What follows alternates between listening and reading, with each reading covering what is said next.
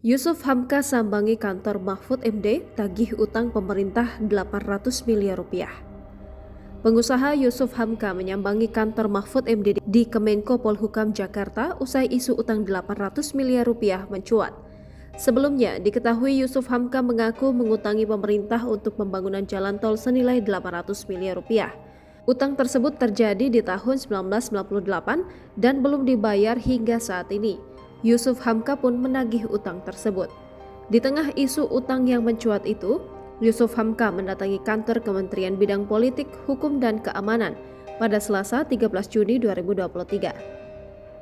Dikutip dari tribunnews.com, Yusuf Hamka tiba sekitar pukul 11.40 waktu Indonesia Barat di kantor Kemenko Polhukam mengenakan batik warna biru dengan masker kuning di wajahnya.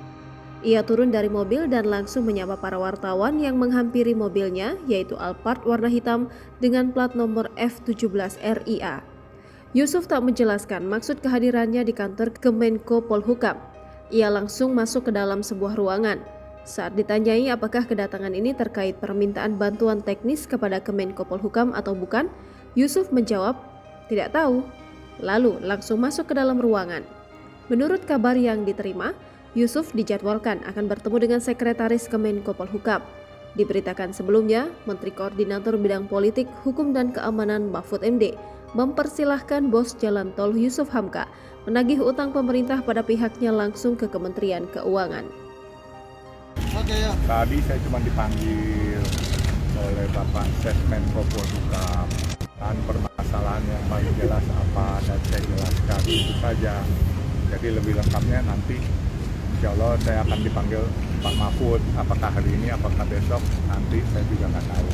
Ya nanti dengar dari Pak Mahfud. Dan menurut saya, ya kata-kata saya terakhir, Indonesia tercinta memerlukan pemimpin-pemimpin yang seperti Pak Mahfud MD. Ya, orang yang satria menurut saya.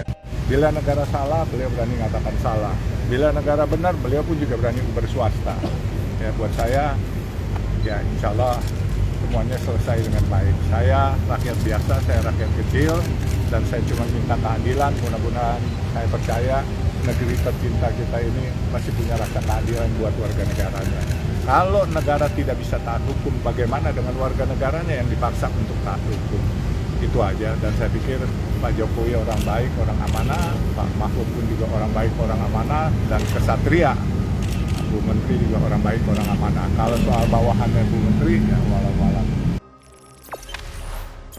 Jangan lupa subscribe, share, komen, dan like ya.